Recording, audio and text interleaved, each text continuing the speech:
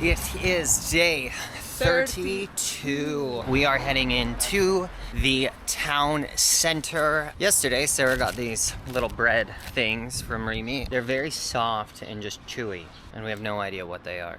But we're eating them. Yeah, but we're eating them, and we aren't dead yet, so that's good. There are so many dogs in the city. It's constant. We just found the Church of All Saints.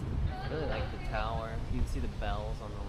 Mm-hmm. This church is awesome. We finally made it to Old Town Center. Let's take a look at this cool church.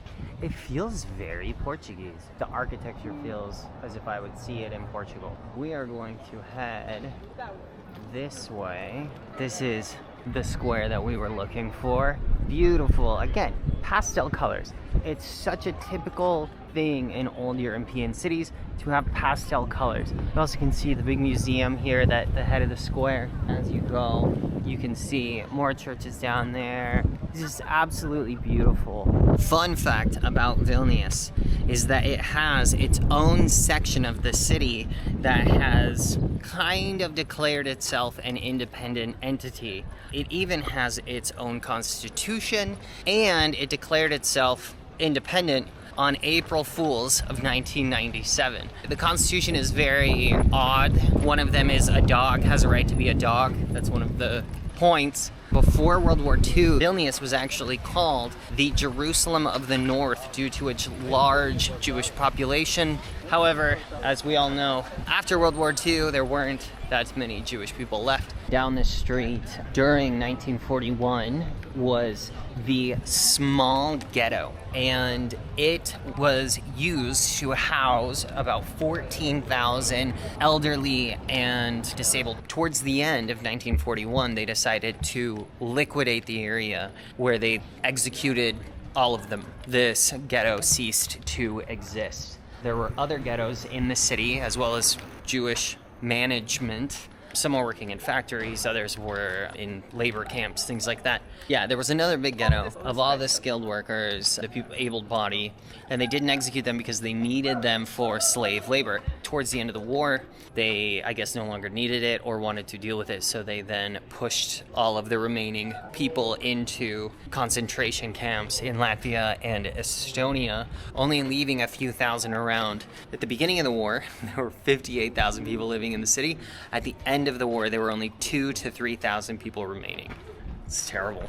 Just more beautiful views throughout the city, with another cathedral way back there, another church over there as well.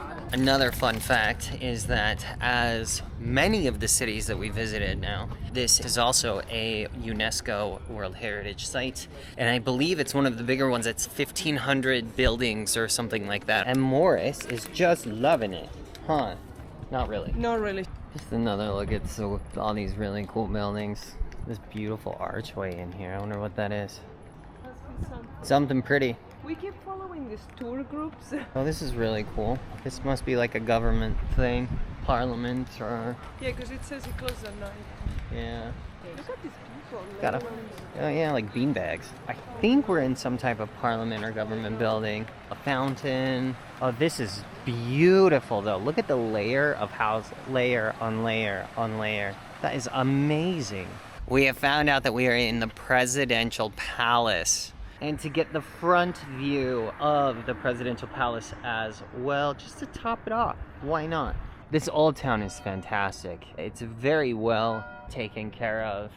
There's lots of beautiful buildings, colors, different types of architecture, a lot of green spaces, open squares. It's a really cool town. The thing is massive. It is huge. Yeah, they have the separate tower here, and then way back behind the cathedral, you can see the tip of the castle at the top of the hill.